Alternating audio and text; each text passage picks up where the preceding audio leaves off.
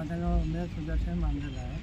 माझ्याबद्दल महेशांना काल सांगितलं तुम्ही की मी माझ्याबद्दल कारखान्यात राहून मालकाला बोलून की माझा त्रास जास्त करून सांगून माझं काम केलं आहे.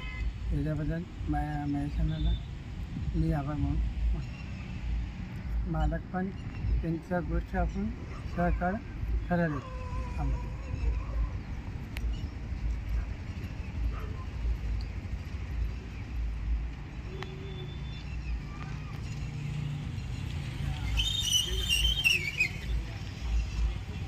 उमेश मांबड्याल हा एक लूम चालक कारखान्यात काम करत होता. गेल्या 1 महिन्यापूर्वी याच्यावर रॉड पडून या ठिकाणी त्याला दुखापत झाली आणि त्या ठिकाणी त्या सर्जरीचं ऑपरेशन झालं. ते मालकाने त्याला खर्च देण्यासाठी टाळाटाळ केली. तर आम्ही सध्या आता मालकाला जाऊन भेटलो आणि त्यांना सांगितलं की बाबा असं तुमचा हा कामगार आहे आणि गेल्या अनेक वर्षापासून तुमच्यापाशी काम करतोय, तर त्याचा जे काही त्याच्या आता उपजीविकेला जे लागणारा आहे खर्च ते तुम्ही करावा.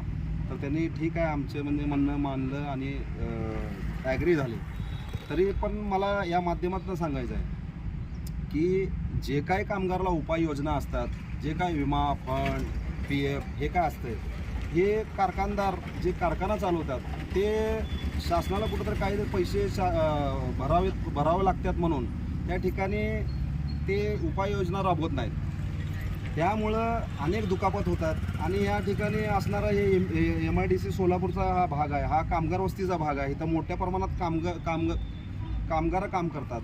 त्यांच्या त्या ठिकाणी त्यांना सिक्युरिटीचं पण या ठिकाणी त्यांना जे काय लागणारे वस्तू आहेत किंवा जे काय त्यांच्या स्टॉपला लागणारी वस्तू आहे तर ती उपलब्ध झाली पाहिजे आणि यांना जास्तीत जास्त उपाययोजना राबवता आली पाहिजे. आज गेल्या अनेक वर्षापासून हे MIDC चालू आहे, परंतु या ठिकाणी एक कामगारासाठी एक दवाखाना इथं उपलब्ध नाही.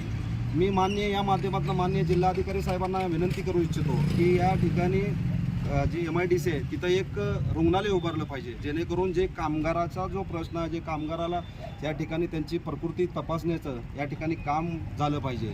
आणि आम्ही बऱ्याच असं कामगाराला विचारलो की या ठिकाणी तुमची म्हणजे मेडिकल वगैरे टेस्ट होते का, डॉक्टर येतात का, तर या ठिकाणी जवळपास कोणच येत नाही आणि त्यांची प्रकृतीचा विचारसुद्धा करत नाही. तर मला या माध्यमातून सांगायचं आहे की हे पण उपाययोजना राबवणं गरजेचं आहे आणि